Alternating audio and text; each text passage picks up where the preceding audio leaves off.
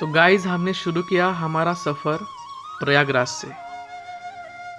तो जहाँ पे हमें ऑटो वाले ने रुकवाया उसके लगभग 1-1.5 किलोमीटर पर पड़ता है प्रयागराज संगम। तो हमने चलना शुरू किया। सुबह का समय था और सनराइज़ भी नहीं हुआ था, तो अंधेरा तो था ही। लगभग हम पहुँचे थे वहाँ पे 5:30 बजे। तो हम आगे बढ़े और हमारे लिए सब कुछ नया था, तो हम लोगों को पूछते पूछते ही चल रहे थे, क्योंकि हमारे लिए भूमि नया था, लोग नए थे और वातावरण भी। तो गाइज यहाँ के लोकल लोगों से हमें पता चला कि यहाँ पे पास ही बड़े हनुमान जी का मंदिर है। हमने सुना तो था, पर अभी हमें साक्षात वो दिख भी रहा था। तो बस हमने लोगों से पूछा हर एक मोड़ पे कि कहाँ जाना है। फिर हम चलते चलते निकल पड़े और लगभग हमें पता चला कि 1 से 1.5 किलोमीटर तक पड़ता है हनुमान जी का मंदिर। तो हम निकल पड़े हनुमान जी के दर्शन करने। सुबह का टाइम था, फॉग था, ठंड तो बहुत ज़्यादा थी, पर हनुमान जी का नाम लेते लेते हम निकल पड़े और उसी ऊर्जा के साथ हमने ठंड को भी जीत ही लिया। फिर हम पहुंच गए बड़े हनुमान जी के मंदिर। बहुत ही सुंदर और अद्भुत दर्शन हुए हमारे। कितनी सुंदर मूर्ति है। फिर हम निकल पड़े संगम की ओर। संगम आगे है क्या? जी हाँ। कितना दूर है? बस 5 मिनट की रास्ता है। अच्छा। आपने लिया नहीं? नहाने से हम डर रहे, पर मेरे को तो नहाना ही है। देखते। I can do it, अद्भुत। Can do it। फिर बहुत ज़्यादा करेज के साथ मैंने पहले पानी को फील किया, क्योंकि पानी से पहले ही कोहरा निकल रहा था। सुबह का टाइम था, सूरज भी नहीं था। फिर मैंने 1-2 पैर पानी में धंसाए। फिर नाक बंद करके मैंने एक पहली डुबकी लगाने की हिम्मत की। बहुत ही एनर्जी भर गई बॉडी में, जैसे कि करंट लगाओ। फिर मैंने ली दूसरी डुबकी। तो उसके बाद और ज़्यादा एनर्जी आ गई और तीसरी भी डुबकी मैंने लगा ली। उसके बाद फिर गंगा जी को दिया अर्पण किया। अभी ठंड मेरे को कम लग रही थी वैसे। उसके बाद दूध भी अर्पण कर दिया।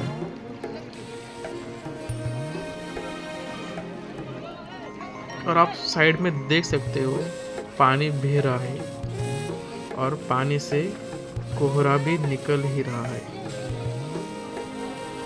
फिर पानी में थोड़े से मज़े किए और मज़ा तो आ रहा था भाई, बहुत ज़्यादा मज़ा आ रहा था। मेरे को निकलने का मन ही नहीं हो रहा था बाहर। तो फिर सोचा, फिर 3 बार डुबकी लगा लिए। फिर 1 2 3 हर हर गंगे। और ऐसा लगा कि भाई मेरा बॉडी पूरा नया हो गया। इतना अद्भुत गंगा जी के स्नान का अनुभव था। फिर और थोड़ा सा पानी को फील करते करते हम वहाँ से निकल लिए। तो गाइज हो गया गंगा स्नान और संगम स्नान भी। संगम थोड़ा दूर है, पर अभी पूरा सनराइज हुआ नहीं है, अंधेरा है, इसलिए थोड़ा सा संगम के पहले ही स्नान कर लिया हमने। और इतना अच्छा लग रहा है। पहले तो मुझे थोड़ा सा डर लग रहा था कि ठंड का मौसम है क्या होगा, पर एक बार डुबकी लगाने के बाद कुछ भी नहीं रहा, मज़ा आया। तो यहाँ पे जब हम आ रहे थे तो पूरा अंधेरा था। अभी प्रॉपर यहाँ पे दिन की शुरुआत हुई है। सूरज दिख रहा है और देख सकते हो आपकी कितने पंडाल यहाँ पे लगे हैं। और 3 तारीख से कुंभ का मेला शुरू होने वाला है फिर से, जो कि चलेगा 14 फरवरी तक और 3 जनवरी से शुरू होगा। अभी दिन पूरा निकल रहा है, तो ये आप देख सकते हो प्रयागराज, और मेरे पीछे बड़े हनुमान जी का मंदिर, और यहीं से 1.5 किलोमीटर तक आपको मिलेगा संगम। और इसी के साथ अब हम प्रयागराज को अलविदा कह के हम निकल रहे अयोध्या के लिए। Ayodhya is on. फिर होटल से सामान वगैरह लेके हम निकल पड़े प्रयागराज बस स्टैंड पे। यहाँ पे हमको मिलने वाला है अयोध्या के लिए बस, और बस हमारे सामने खड़ी थी। और फिर हम बस में बैठ गए और सफ़र को एंजॉय करते करते 3.5 से 4 घंटे तक हमने एक तरह से आराम कर लिया। फिर हम अयोध्या पहुँचते बहुत भूख लगी थी, तो ये श्री बालाजी रेस्टोरेंट है, यहाँ पे आप खाना खा सकते हो। बहुत ही बढ़िया खाना यहाँ आपको मिलेगा। फिर जो अयोध्या का बस स्टॉप है वहाँ पे हमने थोड़ा समय बिताया, और यहाँ से हमको राम जन्मभूमि के वाइब्स आने शुरू हो गए थे, आप देख सकते हो। फिर यहाँ पे आपको बहुत सारे ऑटो ई रिक्शा मिलेगी, जो कि आपको 30 रुपये या 20 रुपये में राम जन्मभूमि छोड़ देंगे। तो हम इसे एक ई रिक्शा में बैठ गए और निकल पड़े अयोध्या की गलियों से।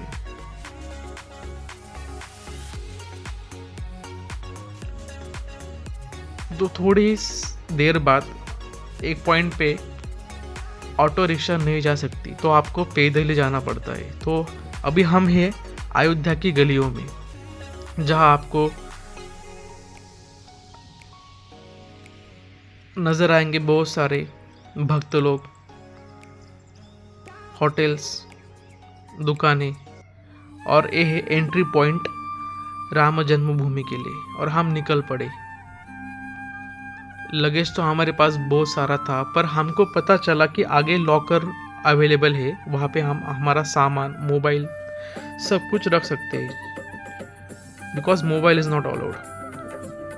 सो we are now in the Ayodhya temple. अभी बस थोड़ी ही दूरी पर है राम जन्मभूमि।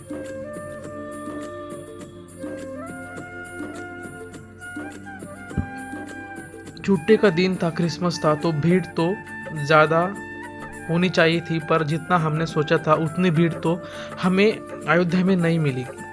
फिर हमने हमारा बैग का चेकिंग वगैरह किया। उसके बाद हमने एंटर किया मंदिर के मेन एंट्रेंस पे, और यहाँ से ही मंदिर का जो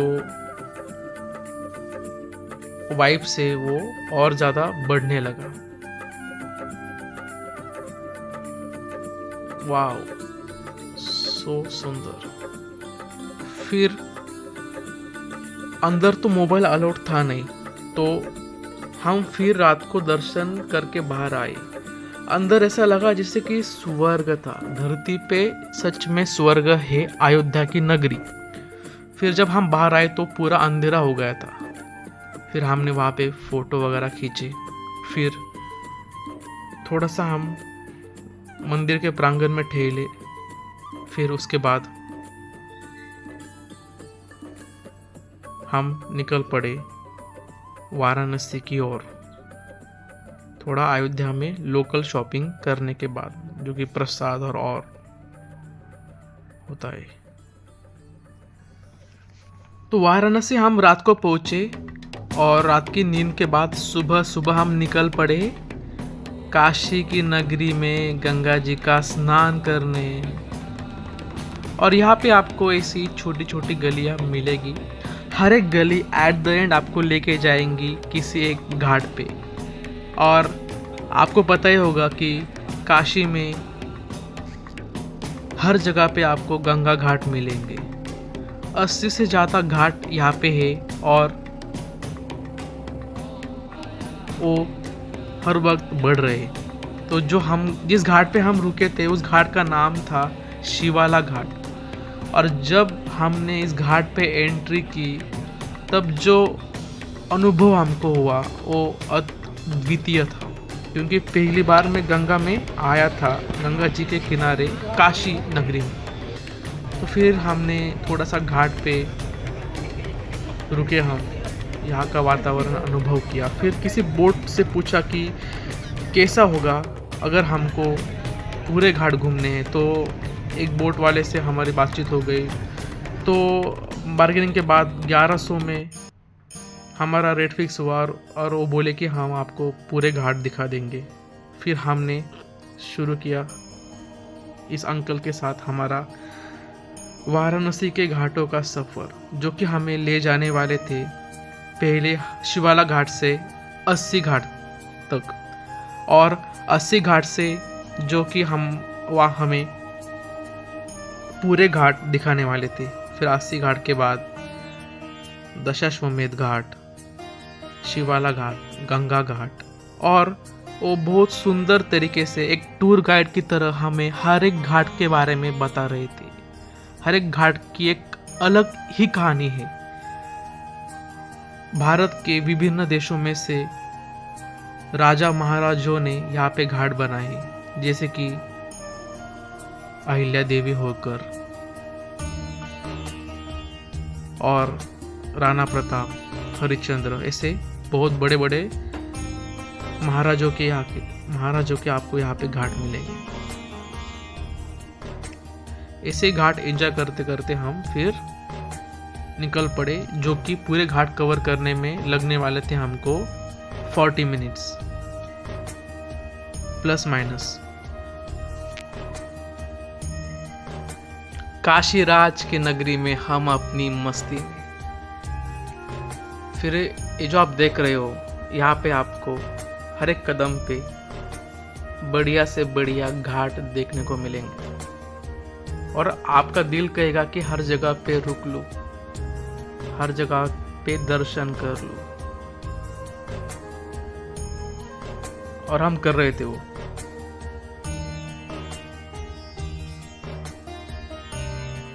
फिर जो आपको पीछे दिख रहा है वहाँ पे वो एक रेत दिख रही है, वो डेजर्ट है, गंगा का डेजर्ट। बोले ये मान मंदिर घाट है, राम सिंह राजा का है। हाँ, अभी मोदी जी ने इसको म्यूजियम बना दिया है। अच्छा। ये जो बर्निंग प्लेस है उसका जो है ओनर इधर ही पे रहता है। अच्छा। इसके अंदर में 500 आदमी काम करता है। अच्छा। हरिश्चंद्र घाट, मणिकर्णिका घाट, जो इसमें वो दोनों काम करता है। अच्छा। उनका वो बिल्डिंग है। अच्छा। काशी का डोम राजा कल्लू राजा है। अच्छा। उसी का बिल्डिंग है। इसकी बिल्डिंग पर 2 शेर लगा है। अच्छा। बाकी कोई बिल्डिंग में शेर नहीं लगा है। सेंट शेर होता है ना। हाँ, शेर समझ गया। इसको घाट का नाम है मीर घाट है। ये मीराबाई ने यहाँ पर भजन किए थे। अच्छा। इसके नाम से घाट है। हाँ। तो जैसे ही हमें बोट वाले अंकल ने कहा कि हमारे पीछे जो घाट है वो है मीरा घाट, यहीं पे मीराबाई ने भजन किए थे, कृष्ण भजन। उसके बाद है काशी राजा का घाट। फिर हम लास्ट निकल पड़े गंगा जी में स्नान करने। ठंड तो बहुत ज़्यादा थी, शरीर को हम गर्म कर रहे थे और इस बार भी हमें उलझन थी जाऊँ या ना जाऊँ, पर फाइनली मैं गया। और हर बार की तरह, और प्रयागराज का तो मुझे कॉन्फिडेंस आया ही था, तो सोचा कि इस बार भी कर लेंगे। फिर डुबकी लगाना मैंने शुरू किया। पहले पानी मुंह में लगाया, फिर थोड़ा पानी मुंह में लिया। बोलते कि अगर पानी मुंह में लेके हम ठंडे पानी से भी नहाए तो शरीर को कुछ हानि नहीं होती और हमारी प्राण ऊर्जा भी बढ़ जाती है। वो मेरे गुरुदेव ने मुझे बोला और मैं हमेशा याद रखता हूँ। और वही करके मुंह के अंदर पानी लेके मैंने डुबकी लगाना शुरू किया। भाई लोगों को जाने देते पहले सोचा, उनका फिर मैटर सॉल्व हो गया। फिर मैंने शुरू किया 1 2 एंड 3 4। 3 से 4 डुबकी लगा के बाद जो झटका महसूस हुआ वो अभी भी मेरे साथ है, वो एक्सपीरियंस। और इस प्रकार मेरा गंगा जी में स्नान हो गया, काशी की गंगा में।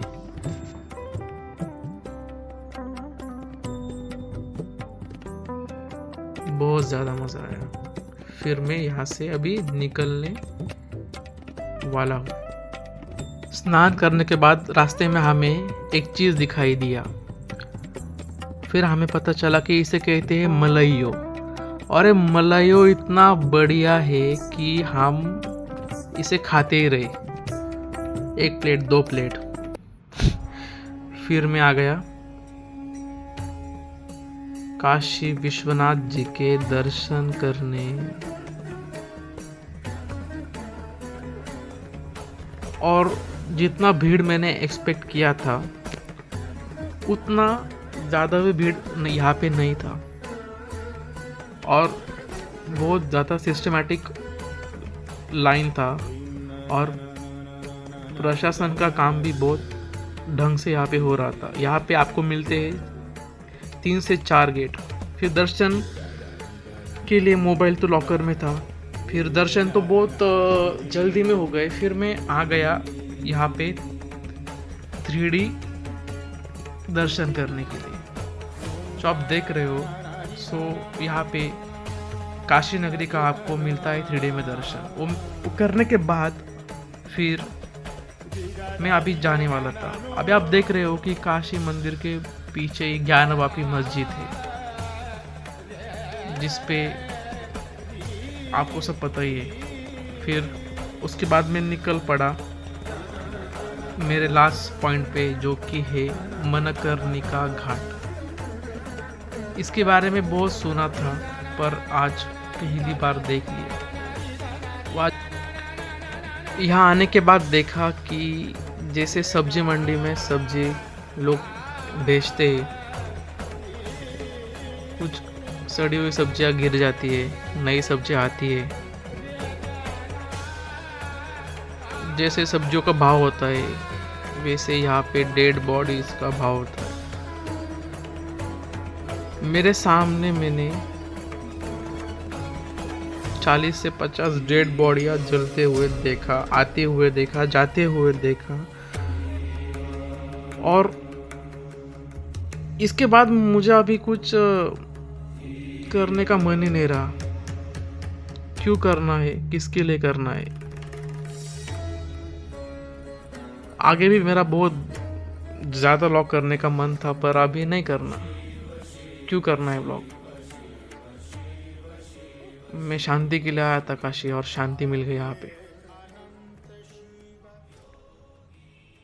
और उसी शांति के साथ दिन भर मैंने आराम किया। दिन भर मतलब कुछ घंटे के लिए। उसके बाद रात को आ गए हम गंगा जी की आरती करने 80 घाट पे। फिर बहुत ही अद्भुत गंगा जी की आरती का हमें सौभाग्य मिला 80 घाट पे।